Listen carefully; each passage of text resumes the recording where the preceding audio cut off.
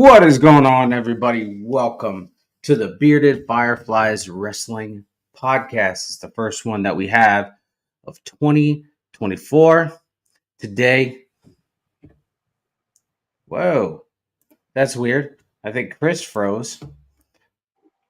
Uh, today we got a pretty packed show. We've got World's End to talk about from AEW. We have got Raw, NXT, and Smackdown. You're back, Chris. I think. Anyways, Chris, how was your holiday season, brother? It was good, man. I felt like December was a really long month, man. I felt like I couldn't wait for Christmas to get over. But we got through it. Continued my Christmas tradition by going to the movies and stuff, and got to hang out at Caleb's house for New Year's. So it was good, man. It was a pretty solid holiday season. How about yours? Very nice, very nice. Mine was good, man. I went to dinner Christmas Eve, really fancy dinner. I'm not much of a fancy food connoisseur, so it was a little awkward for me. But we had Christmas the next day. It was pretty cool. And then New Year's weekend, we went down to North Carolina to visit my girlfriend's sister.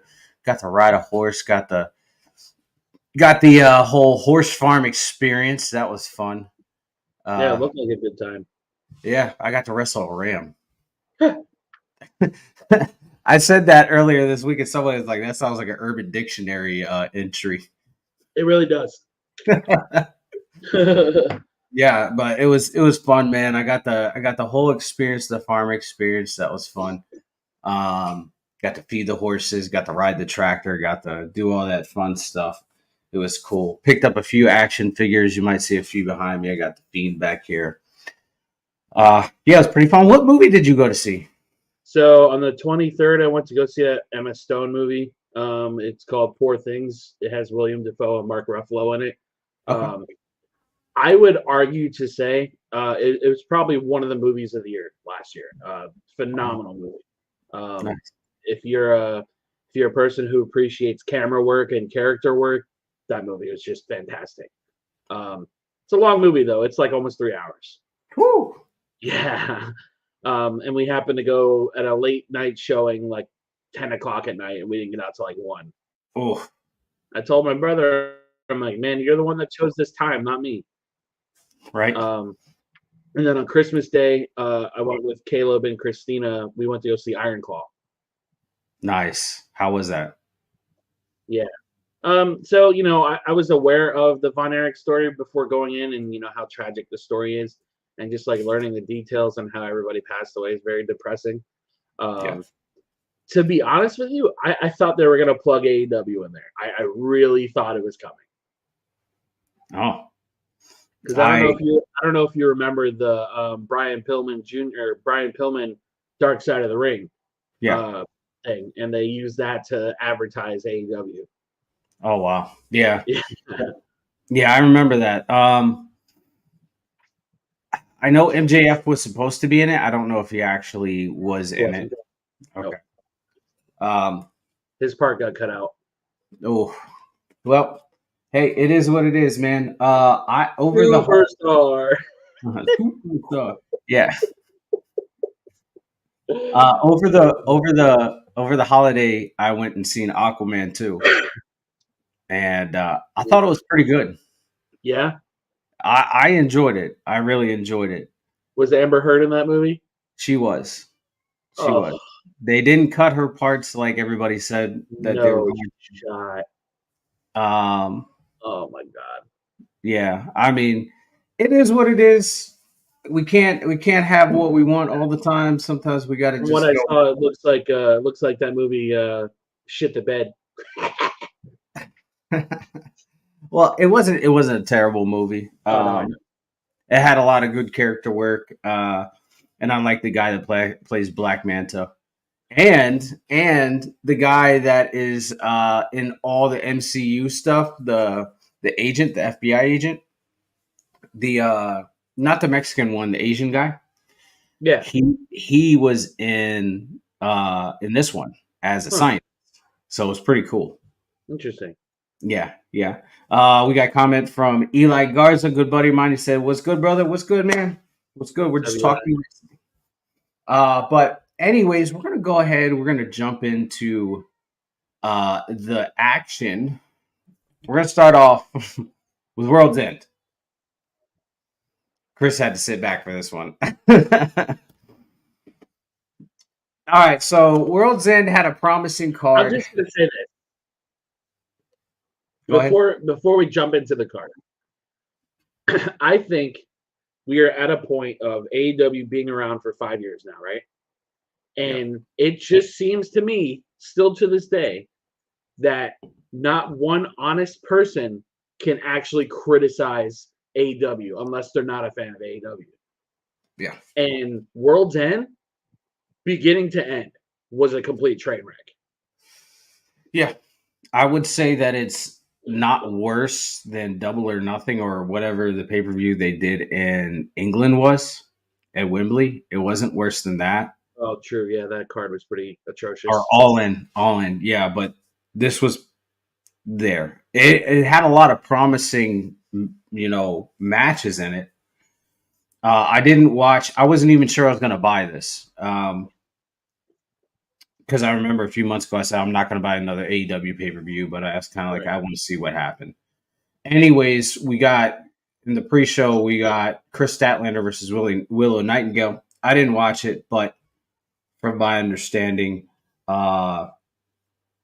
Willow beat Statlander, which hey, good for her. I saw highlights. I saw clips. I didn't watch it either. All I'm going to say is Tony needs to stop putting people on TV that are not ring ready. Not that Willow's terrible, but Yeah, she shouldn't be making the botches she's making. I agree. And she's in a prominent position of being on TV. And you have people that have been sitting there since 2019 that have barely gotten TV time. For God's sake, look how long it took them to put Kip Sabian back on TV. Agreed. And when you got somebody like Willow who almost dropped Chris Statlander on her head, Mm-hmm.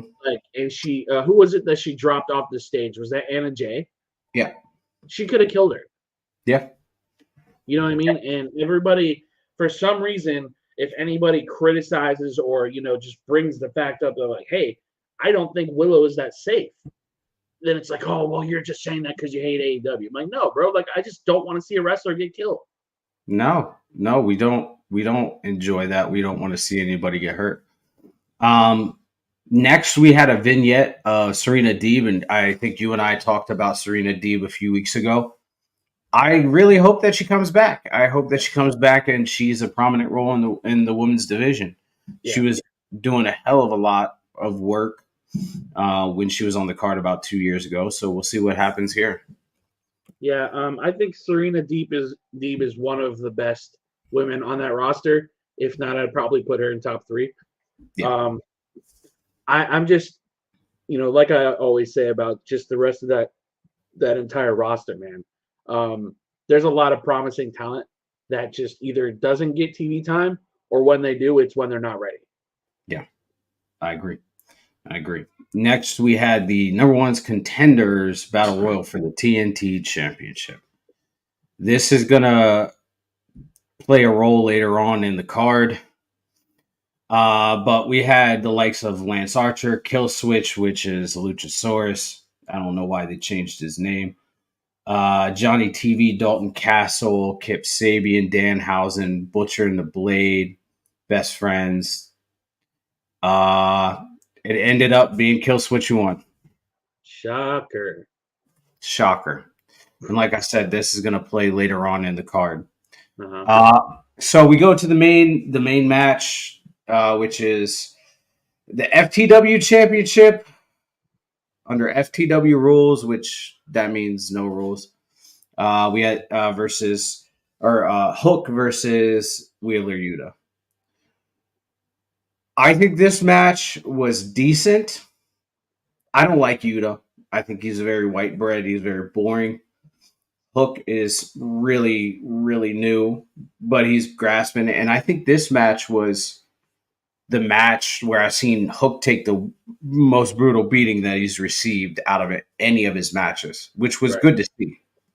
Yeah, and you know what? When they first had him come in, they kind of did the same thing to Hook that they did with Parker Bordeaux. Remember when he got signed with WWE and they were like, "Oh, he's the next Brock Lesnar. He looks like Brock Lesnar." Blah blah blah blah Yeah. blah. Then he debuted, and people were like, "Oh, this guy's trash," and Yeah. they try to blame it on WWE. It's like, bro, he's just not good. No.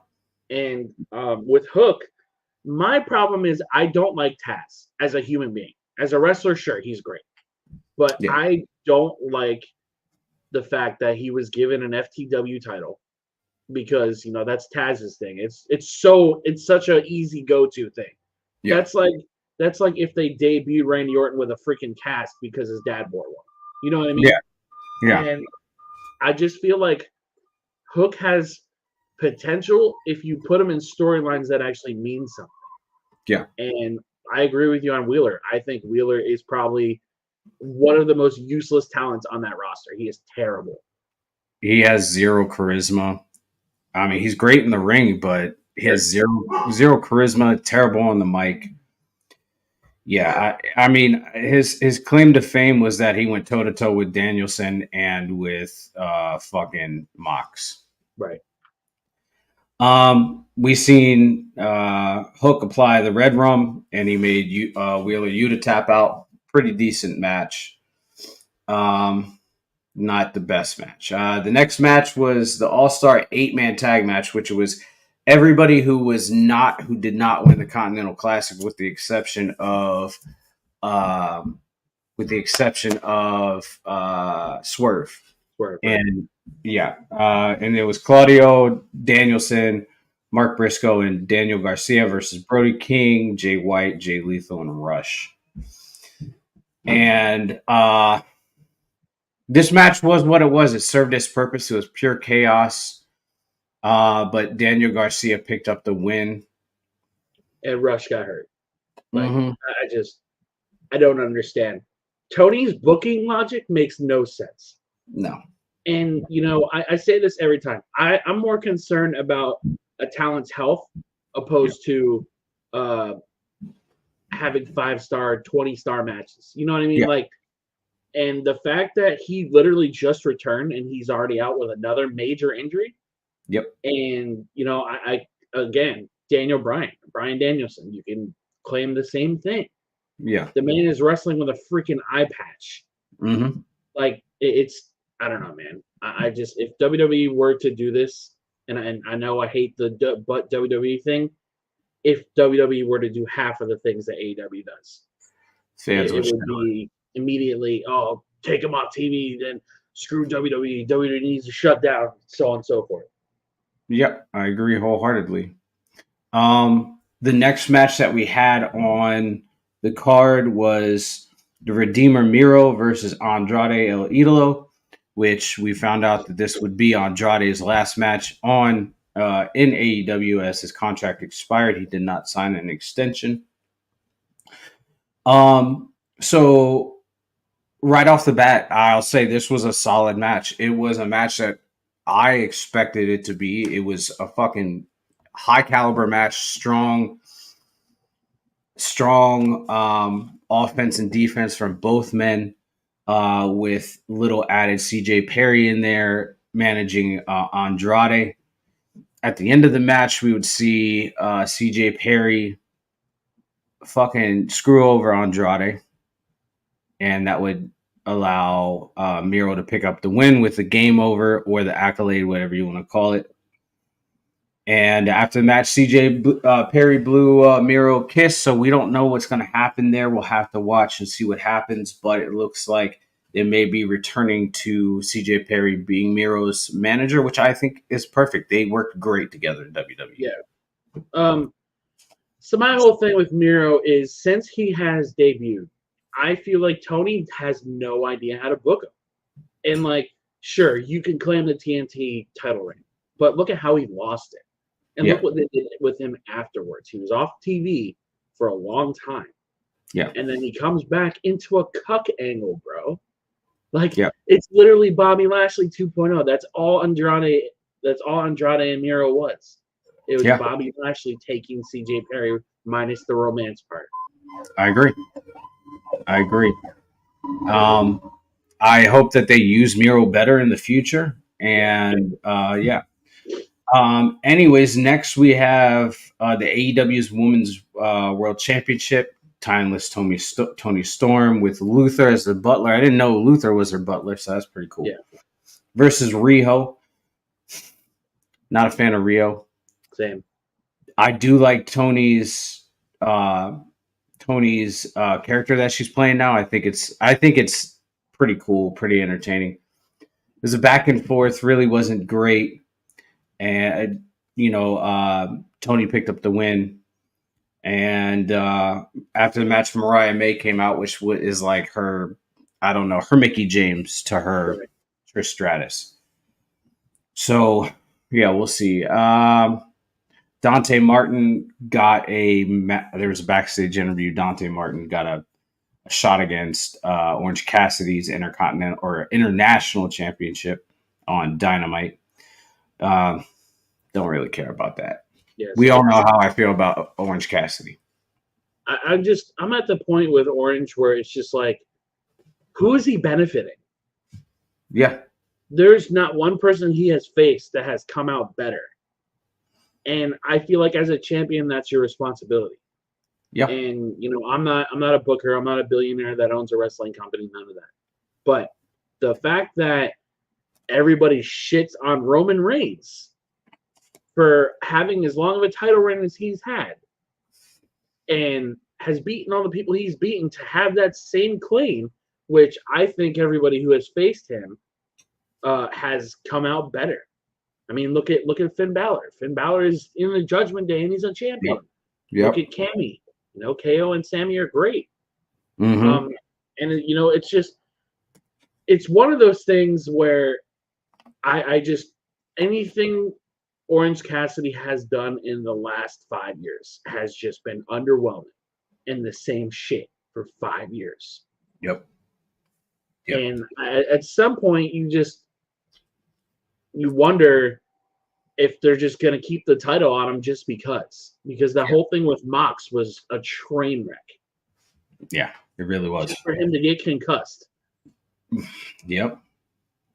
Our next match was Dustin Rhodes versus Strickland, or Swerve Strickland. It was supposed to be Keith Lee. Keith Lee wasn't medically cleared, so Dustin filled his spot. Prior to the match, Dustin got attacked by Swerve. Swerve did the double stomp on a cement block onto his ankle, and they looked like they were going to call the match off. But pull the whole bait and switch, and Dustin Rhodes made his way back down to the ring, hobbled. And in my opinion, and Chris, you and I talked about this last night, I feel like that should have been a no-brainer. Swerve beats a dog shit out of him right afterwards, and takes the pin, right? Like I'm all for in-ring psychology and everything, right? Like I love back and forth stuff. I love storytelling in the ring. Here's my thing, and I want to bring up two claims here. Yeah, Swerve and Keith Lee, really? Like, at what point do we just say, Tony, you're an idiot, and get somebody on a booking team? Because you don't just book Keith Lee and Swerve a year later and expect anybody to give a shit. Yeah. As a person, I don't mind Keith Lee, but I think he is one of the most overrated talents in terms of booking, because it's just like, okay, you're gonna put him here, you're gonna put him here, you're gonna put him there, you're gonna put him there. How many times are we gonna put Swerve in a position where he's either in a stable, in a tag team, or now facing Dustin Rhodes because he tag teamed with Keith Lee at one point? Like, really? Yeah. And the second point is the Dustin Rhodes thing. He should have never struggled to win that match. Nope. There should have been zero reason. I don't care how long Dustin's been wrestling. Yep. That man got the dog shit kicked out of him before the match. Yeah. And I don't, and I'm probably going to get hate on this, but I still don't see Swerve as a megastar at all. I think he needs to do something extraordinary Yeah. to reach that level. I think he needs a big win like Yeah. Mox or Danielson, like to Dude, another thing. Why was he in that damn tournament? Just to lose. yeah. Well, that tournament and I felt the same way, but then it was kind of Eddie Kingston's thing where he put up the titles. It was his last hurrah. Like if he loses, he doesn't know where he's going next. I get it. It makes sense, kind of. But But to I that don't point, think he goes to the tournament. You know what I mean? Swerve should never have been in that tournament in the first place, in my opinion. If they were just going to have Kingston win or have Eddie Kingston and Swerve in different brackets and have them at the end, but it makes sense why Mox was at the end. Anyways, we're going next. We're moving to the 8-man tag match: Chris Jericho, Sammy Guevara, Darby Allin, and Sting versus Big Bill, Ricky Starks, Kenosha DeKesta, and Powerhouse Hobbs. I'm just gonna say this match was a shit show, absolute garbage. Ricky Stark should have never taken that damn pin. Complete bullshit. Yep. Jericho got booed from the moment he stepped out of that curtain to the moment he went back. And I'm pretty sure you know why. We're not going to cover it on here because at this point it's allegations. I don't want to come out and talk about that if it's just allegations. Right. But that match was an absolute shit show, and I feel like it put a stain on Sting's reputation. And we're supposed to be on this big old Sting tour. Yeah. Like, really? Yeah. Right. Yeah. So Ricky Starks ate the pin by Sammy. Man needs to get out of there. Yeah. Yeah. The next match we had on the card was the TBS Women's Championship match, Julia Hart versus Abaddon. I personally like Abaddon. I like Julia Hart. You know how I feel about that. I think the ring psychology from the both of them is great, but they had house rules match where biting was allowed. Yeah, that really took me out of it because it was I get that's Abaddon's thing. I understand. But it's just as corny as the Venom spit stuff is. Yeah. People want to complain about Shinsuke and Muda and all that stuff doing the Venom spit. Yeah. And it's okay to bite people in the middle of a match? Like, come on. Mox does that every freaking match. Right, right. You know what I mean? And yeah. Another thing I'm going to say is, again, Julia Hart being put at the top of the women's division and botching her finish. Yep. Again, don't put these women at a top position if they're going to fuck up something like that. Mm-hmm. You know what I mean? I have no ill will towards Julia Hart. I'm happy for her success, man, but Chris Statlander was a better TBS champion, and now she's being delegated to pre-show matches. That. We've seen Sky Blue jump in and attack Abaddon. Julia Hart picks up the win. Yeah. Next, we had the TNT no disqualification match. The Patriarch Christian Cage versus the Rated R Superstar Edge. We've seen interference from Nick Wayne and his mother. I thought the match itself was great. I think personally it was match of the night. It served its purpose. It was fucking awesome. It showed that Adam Copeland Edge can still go. I mean, we've seen it in WWE that he could still go, but in a different house, he can still go. You know, it was a hell of a fucking match. Edge picked up the win after he powerbombed Nick Wayne through a flaming table that they had to light twice, and it didn't even break. And after Copeland hit Christian with the kill switch, right? Which was cool. He beat him with his own move. But afterwards, as we said earlier on in the broadcast, kill switch came out, and it kind of is like Money in the Bank, I guess you would say. Kill Switch attacked Adam Copeland. They, they beat the dog shit out of Adam Copeland. Kill Switch was gonna cash in on it, and then he handed it to Christian, and then Christian cashed in after the Kill Switch. For the TNT Championship. I thought that angle was shit. Yep. It ruined the match. It quite frankly ruined the match for me. Mm-hmm. It did. It ruined the match, in my opinion. I thought that what they had was great, and they should never have detoured from that formula that they had. But unfortunately, they did. Yeah. So 2-time TNT champion, Christian. Is he 2 or 3? I don't know. I lost track. Right. Anyways, we got the Gold League. We got the Continental Classic Finals. Gold League winner Mox versus Blue League winner Eddie Kingston, which was like Eddie won by the skin of his teeth. Like, he was close to elimination. Mox had all the points. And yeah, so Eddie Kingston won a last minute match against Danielson.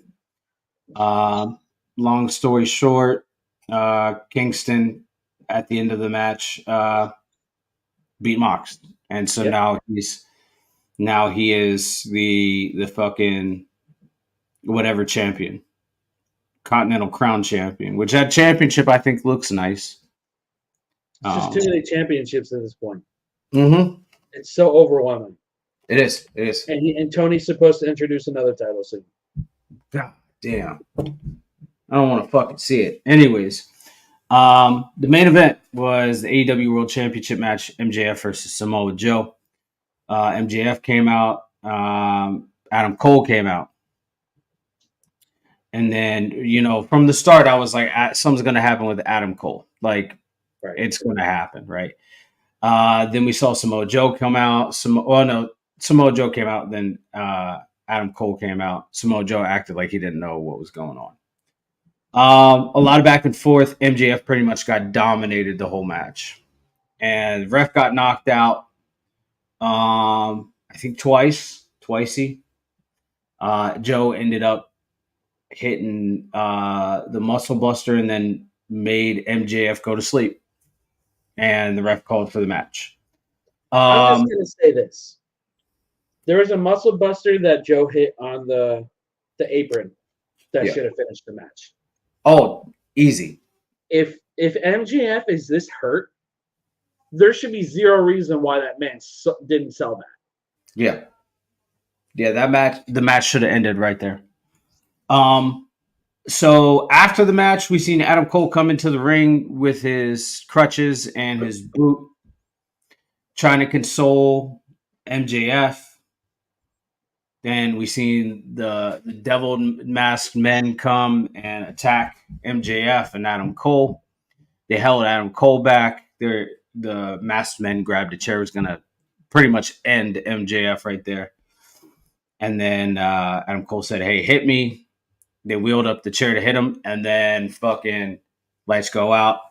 And it's revealed that Adam Cole is the devil, and people that are with him are Roderick Strong, Wardlow, Mike Bennett, and Matt Taven. Mike Bennett and Matt Taven being the Ring of Honor Tag Team Champions. And then they beat the dog shit out of MJF. What do you feel about that? I'm going to start on the Ring of Honor Tag Team titles and how that went down. Yeah. Trash. The way that MJF lost those titles, complete trash. Yeah. The match with Joe and MJF was very underwhelming. I would probably say it's one of Joe's weakest matches. Mm-hmm. Same with MJF, but also MJF hasn't been on that great of a run the last couple months since the babyface turn. No. Now, as for the devil reveal, we all knew it was Cole. I think everybody was speculating it was Punk before he came back to WWE. And I think that was probably the original plan because Tony delayed it and delayed it. I said this to you last night. There is nothing more unthreatening than a man on crutches that is supposed to be this giant villain with a masterful plan. Yeah. The fact that they had him come out on TV the following Wednesday on crutches and cut a promo in the center of a ring on a freaking chair just makes me not care at all. And that thing that I sent you yesterday, we saw 200,000 viewers tune out. Yep.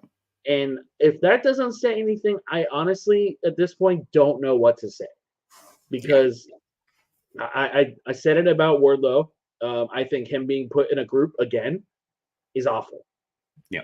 He went from a potential next Batista to a Mason Ryan. Yeah. And, that's not anything towards Mason Ryan because I actually enjoyed the new Nexus. Yeah. But Mason Ryan, in terms of I don't care, Wardlow is literally just there. I compare the Undisputed Kingdom, which, Jesus Christ, what a stupid name. I just call him Retribution 2.0. That's literally what it is. Yeah. And I said Wardlow should be called Ward Bar. And someone's like, no, we should name him Low Bar. I'm like, damn. That's pretty good. Warback, Jesus. I heard speculation that it might have been Jungle Boy or Jack Perry as the devil, which in my opinion, I'm going to say this, if it was Jack Perry, I would have been more surprised than Adam Cole. Right. It was getting too obvious about Cole. Yeah. Especially after the Ring of Honor titles. Yep. I'm like, okay, so we're just gonna have hooded men just win freaking Ring of Honor titles? I'm like, no, it's obviously the Kingdom. Yeah. And I had hopes that Roddy was gonna, be this badass, but then he picks up a microphone and still has a dumbass gimmick. It's like, yep, I don't care about this stable at all. And he's got that raper stash too. Yeah.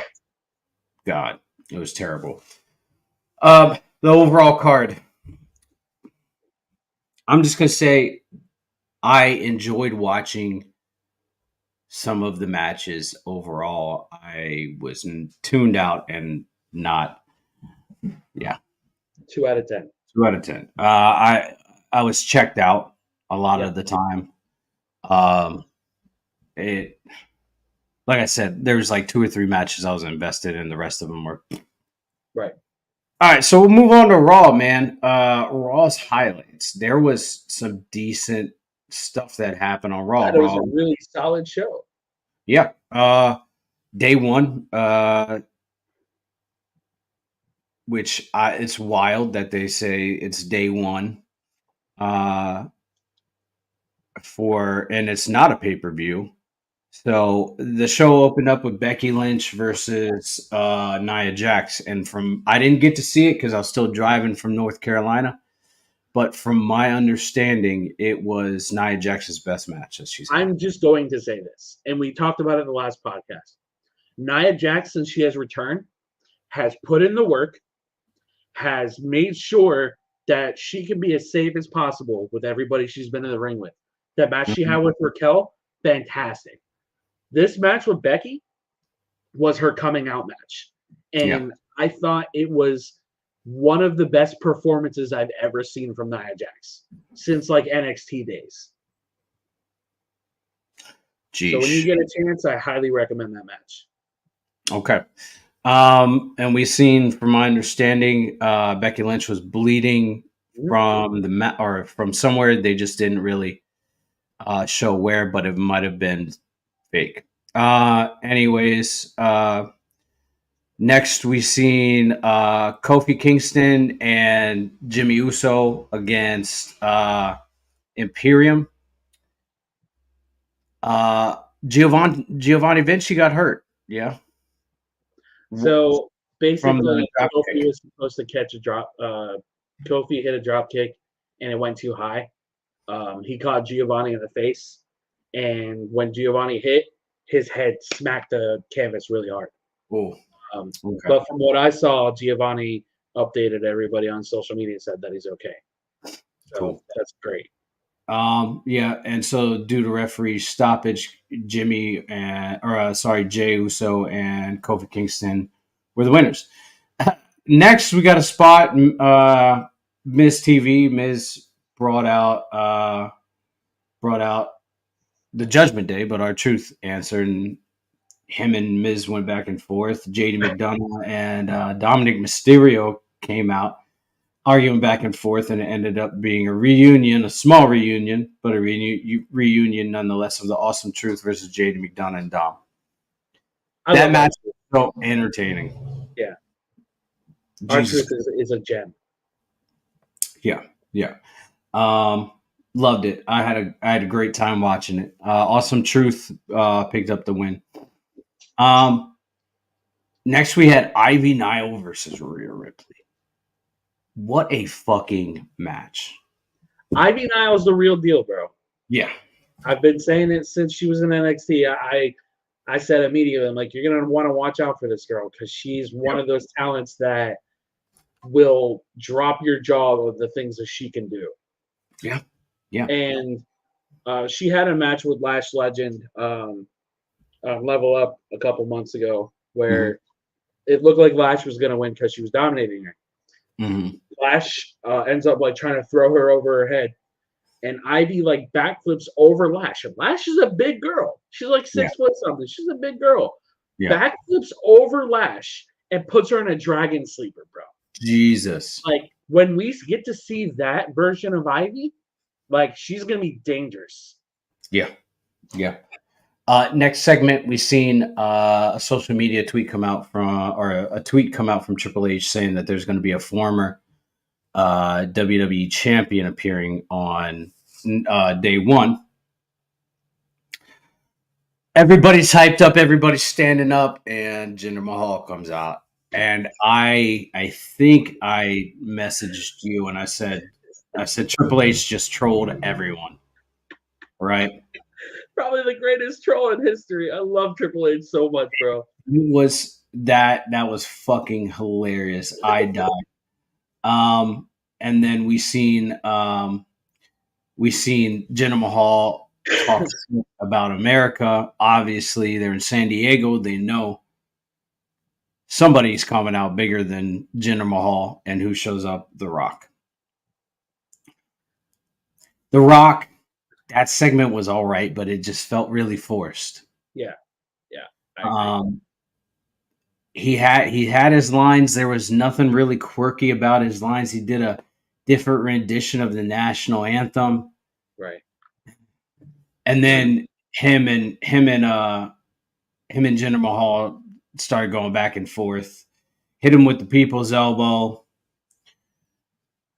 And then said that after he beat Jinder Mahal's ass, he's hungry. He's gonna go. He might go eat. He might go sit in a booth or at the head of the table, calling out Roman Reigns.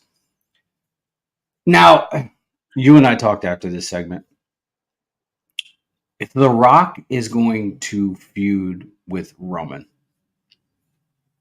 he needs to do some fucking cardio. Yeah, big time.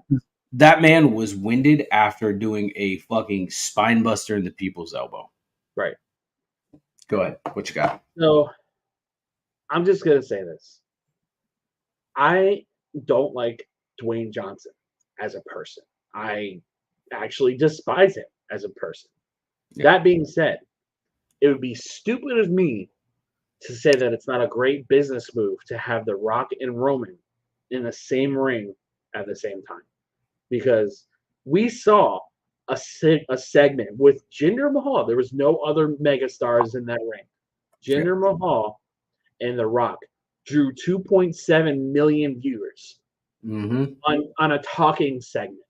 Yep. The Rock is still a draw.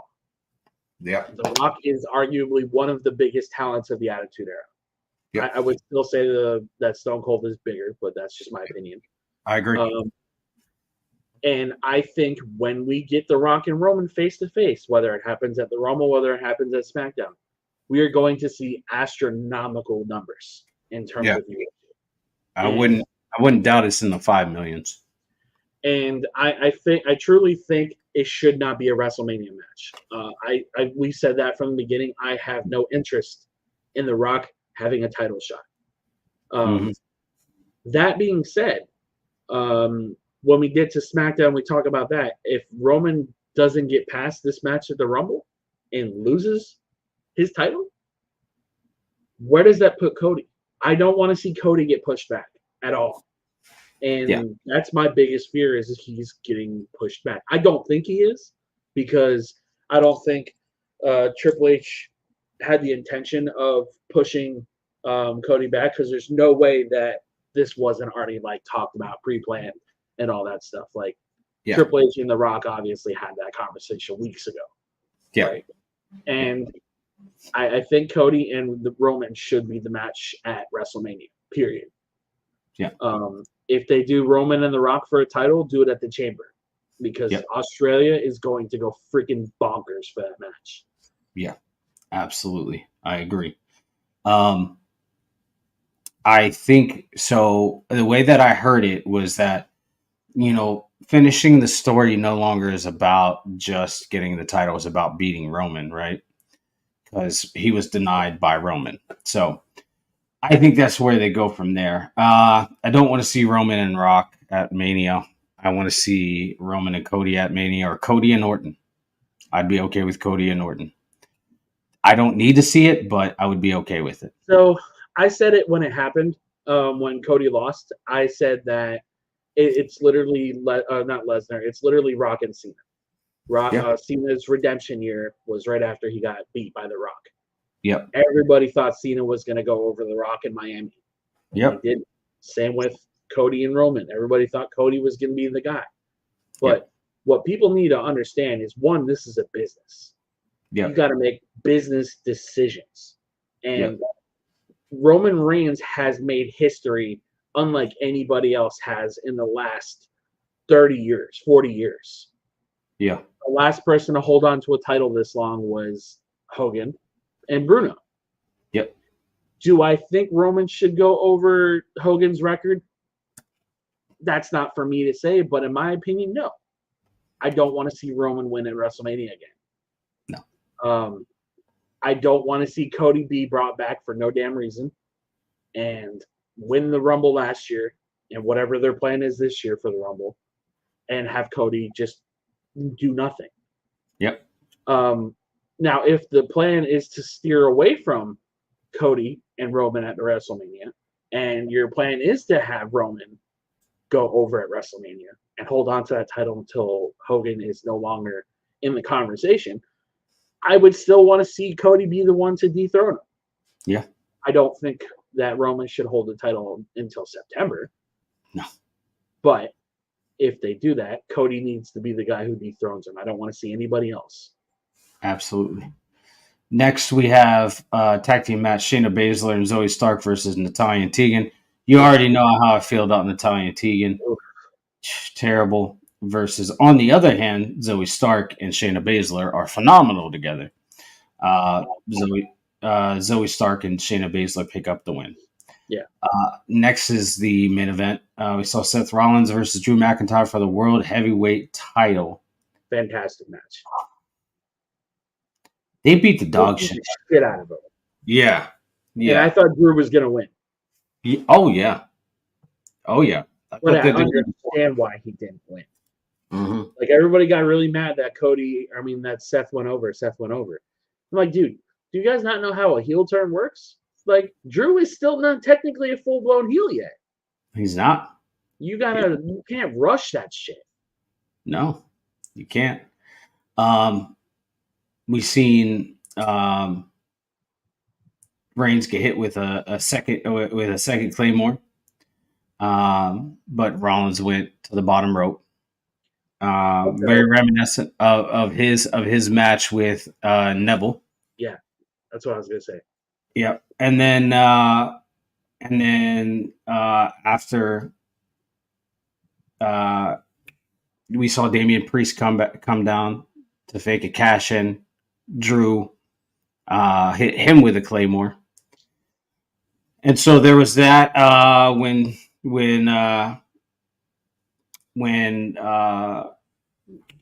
Drew got back in the ring, he got hit with a fucking stomp. He got pedigreed on that table first. Yeah, he got pedigreed on the table and then went for the stomp. Really solid match.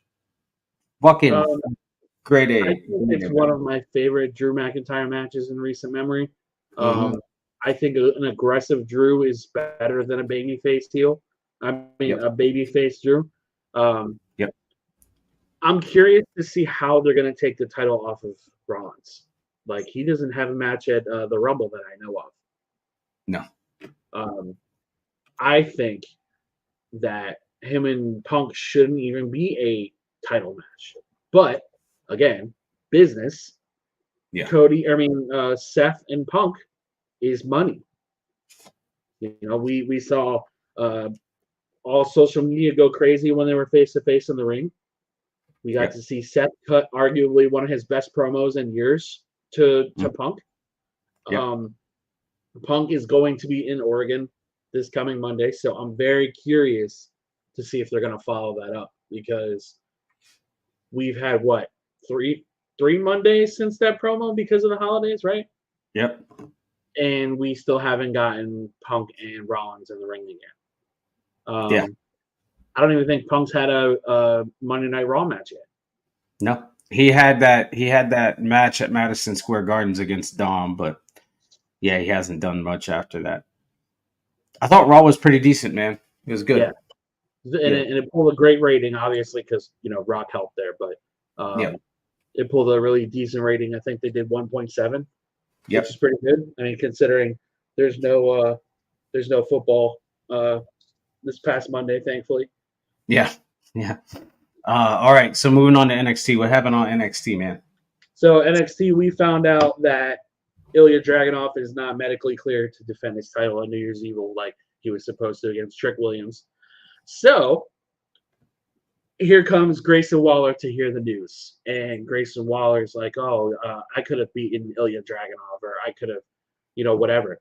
So Mello is still a suspect on Trick Williams attacking, like I was telling you.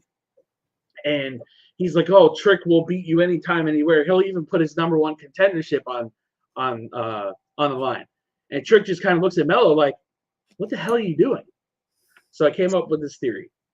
And I want to share it with you. I don't remember if I sent it to you or not, but I think I went pretty crazy on this one. Okay. So Mello hired Lexis King, and Lexis King, he hired Lexis, he hired Ridge, and he hired Grayson, all to take out Trick to get that title all to himself. Trick said no for him being side by side for his match at Ilya Dragunov. What happened? He got attacked backstage. He tried blaming Ilya. What happened? Ilya got injured. He didn't want to do a triple threat match with him, Ilya, and Trick. Trick said no. And what happened? Waller trying to take out Trick for his title shot. Mello's guilty. I don't care what anybody says. I think that Mello has a strong part in this whole thing with Trick. I think it's becoming more and more obvious that Mello's guilty in some capacity. And they had a match between Trick and Grayson. And remember how Mello went against KO, right? In the tournament? KO came out and knocked out Grayson Waller to help Trick. And I don't think Mello was he didn't think that was going to happen because he had that pissed off look on his face like, I wanted that title shot. It was I love the storytelling, and whenever I saw Waller come out, I was starting to put pieces together. I'm like, it's starting to make a lot more sense because Lexis tried to get Mello to admit it. Ridge came out and injured Ilya, and Ridge is all of a sudden trying to look like a hero because him being back in NXT is a redemption angle for him after all the injuries he's caused. And then this whole thing with Waller is just that cherry on top. So I'm interested to see what happens next week because Mello was definitely not expecting KO to help him there. We had a NXT Women's Championship match between Blair Davenport and Lyra Valkyrie.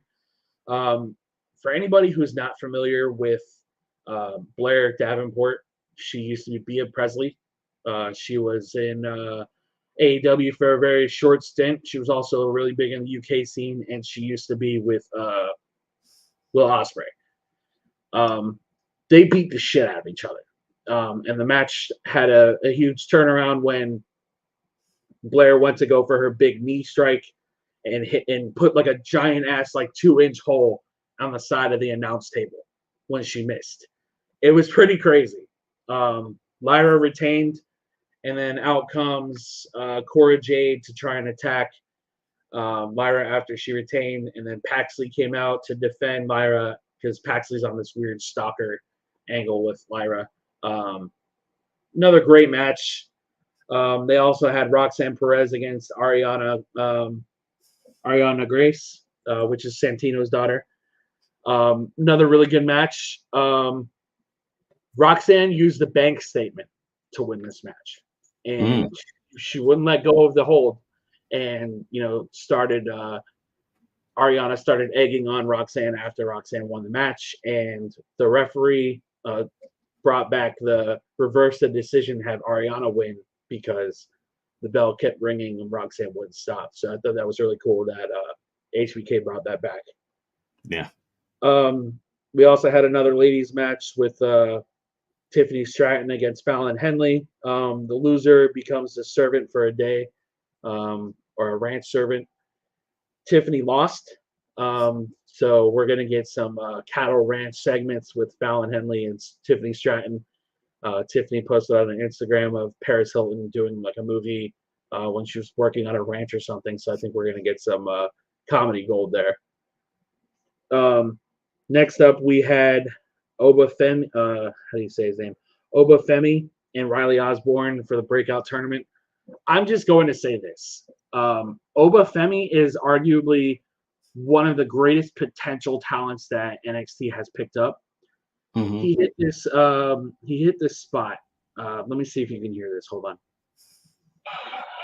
Tell me if you can hear how loud this slap is.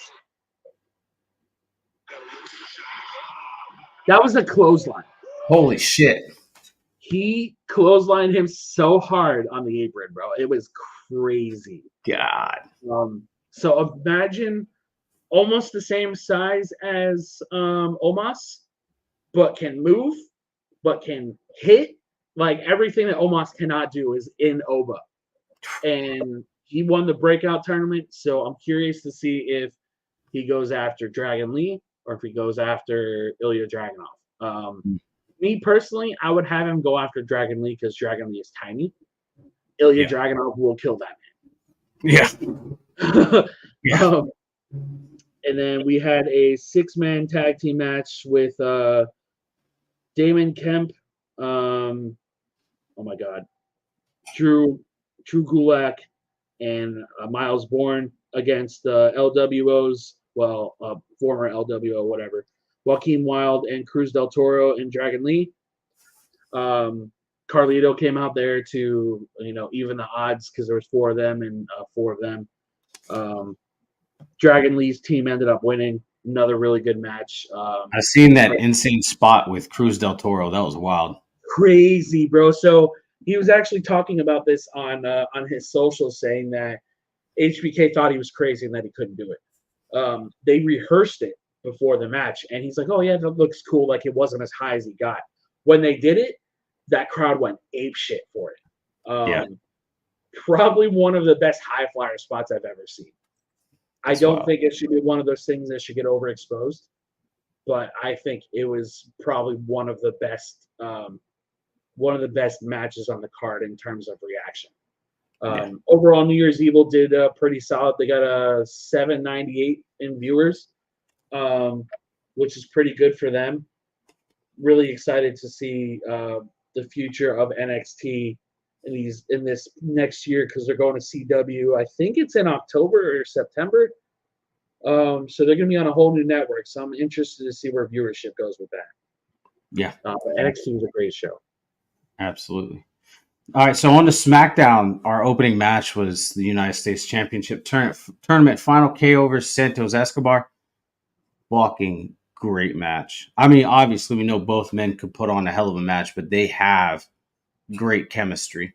Yeah. And they went for like half an hour, if I'm not wrong. Yeah, it was a very good match, and I just want to say really quick that crowd was dog shit. Mm-hmm. And everybody that said that, there's people commenting saying, "Oh, the card wasn't that good." I'm like, bro, that was one of the strongest SmackDown cards in a minute. Are you crazy? Right. So we seen KO win after he hit a pop-up power bomb and a stunner. After the match, we seen Logan Paul get in the ring, grab a mic, congratulate KO. KO knocked him out. Next we seen what's up. That's gonna be a banger ass match. Oh yeah, and Logan Paul puts on banger ass matches. I don't care who you are. Next we seen Bobby Lashley and Street Profits come out. Bobby Lashley and the Street Profits were cutting this promo. All of a sudden, lights went out. We seen this weird vignette on the screen, and then we seen Karrion Kross on the stage with Scarlett, and then out from behind him comes Paul Ellering. AOP attacks from behind, so we know who AOP is going to be going after. The Street Profits and Bobby Lashley. They beat the dog shit out of them.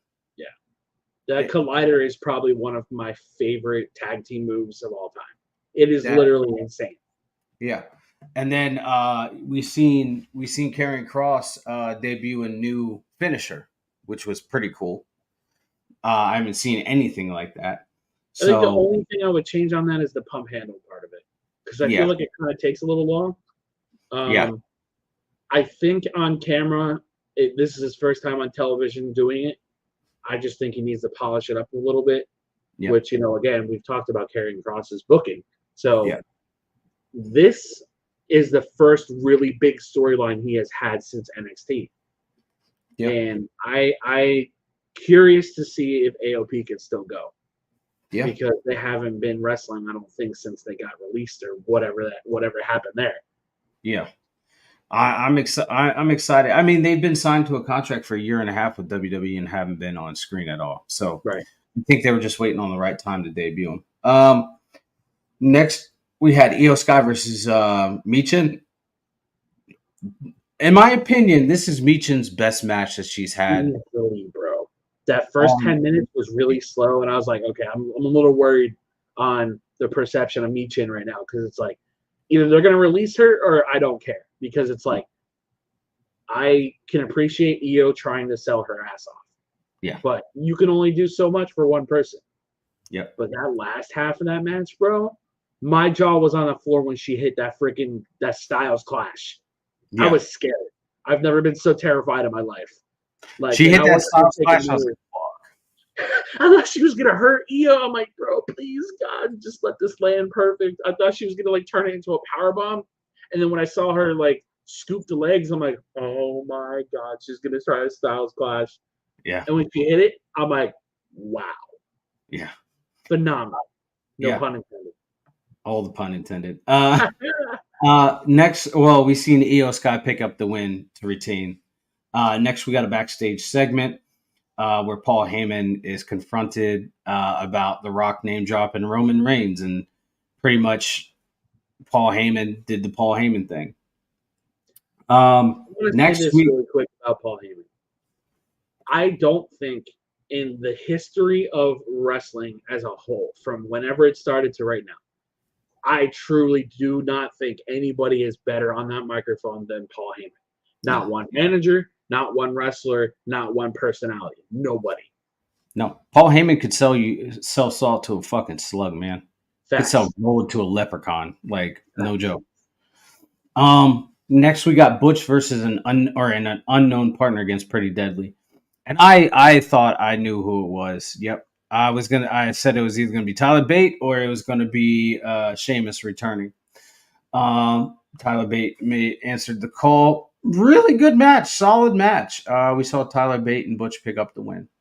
Tyler Bate got his first main roster W, man. I'm so happy for him. Yep, they hit the double Tyler Driver 98 for the win. Pretty cool.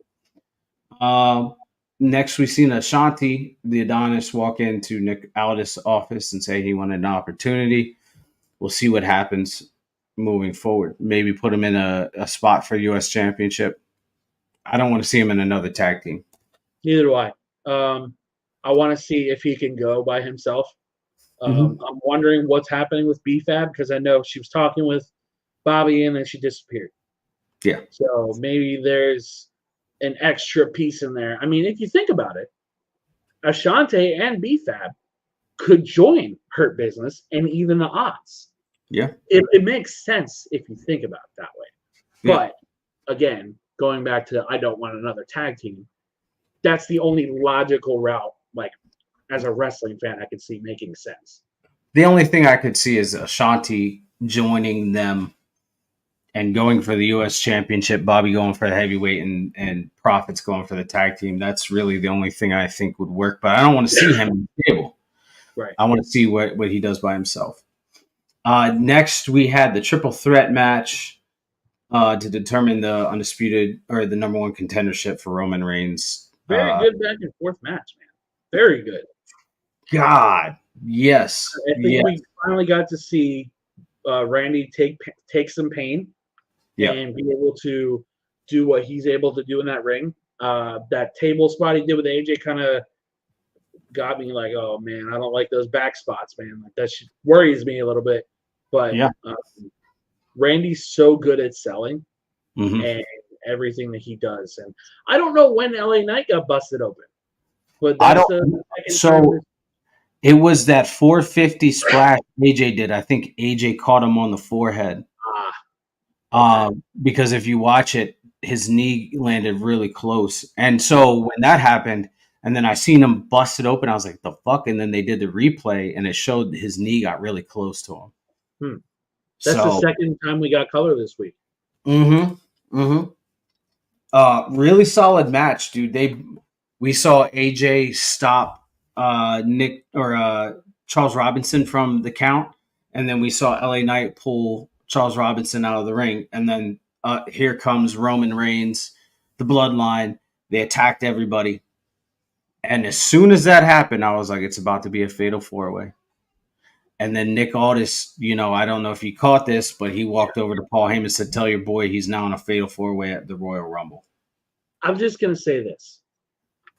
For everybody that criticizes Roman Reigns, they cannot deny the aura, the presence that Roman Reigns brings when he walks through that curtain. I said this when he was walking down. I'm like, you know what? When Roman walks out there and he's determined, that is an intimidating man. Yeah. Like when I saw him walk down that ramp, I'm like, bro, this man is a man on a mission. He's about to beat the shit out of somebody. Yeah. I thought he hit a really nice spear spike on Randy. Him knocking out LA Knight was pretty awesome. Yep. And then who was the third person again? AJ. AJ. Yeah, I think he hit a spear on AJ as well. That, by the way, that RKO spot that Randy did with AJ Styles was awesome. Yeah. I would have to say SmackDown was one of the best SmackDowns I've seen in a while. Agreed. And I really hope that we can keep this momentum going with both shows, and 2024 can be a better show for WWE because they sold out that arena, but you could have sworn that it was a damn library. Yeah. Like it was pretty crazy because like there's 13,000 people in here and they sold this damn arena out and it doesn't sound like there's 13,000 people. No. And one of my friends who's like a super pro Vince McMahon guy, and he's like, oh, well, because Triple H will just let anybody be on TV. I'm like, bro, they're hardly reacting to Randy Orton. Like, this crowd sucks. Yeah. Sorry to tell you. Jerry in the comments said Roman Reigns is legit a larger than life star for sure. Yeah. I would argue to say he's on the level of Cena, Rock, Stone Cold in terms of presence, reaction. He's getting there on reaction. You know what? And I said this a couple of months ago, and we talked about it too. There's nobody on the roster who gets reactions like Dom. Dom gets a lot of reactions than Roman. Yeah. And that's telling for a kid who's significantly younger, who hasn't been in the business as long. Yeah. And, I just feel they need to do something with Roman where he's getting those monster reactions again, because we haven't gotten anything since what? Since the Usos pinned him? Yeah. Yeah, he needs a monster reaction. I think that the monster reaction will come at the Rumble. I agree. You're going to be there. Yeah. So, we just bought tickets last night to the Dead Man show too, the Undertaker show. Nice. Yeah. Nice. So we're doing the Rumble, Undertaker show, Raw, and we're gonna try NXT too. Woo, Yeah. man, you're gonna be tired. Yeah. I think it's gonna be a lot of fun because NXT, and I think we've talked about this before. I don't think there's an environment quite like NXT. Yeah. And whether it being in a small warehouse doesn't matter to me. I think those fans bring it, and that talent is so hungry that you feel everything.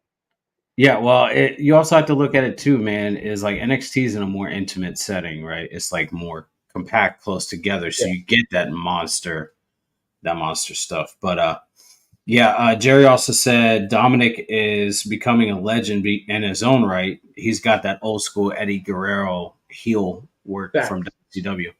I mean, shit, if you think about it, he was trained by Ray, and I don't know if there was any influence with Eddie in ring wise, because I don't know how old Dom was when Eddie passed, but I'm sure Eddie had some influence in Dom's life in terms of wrestling.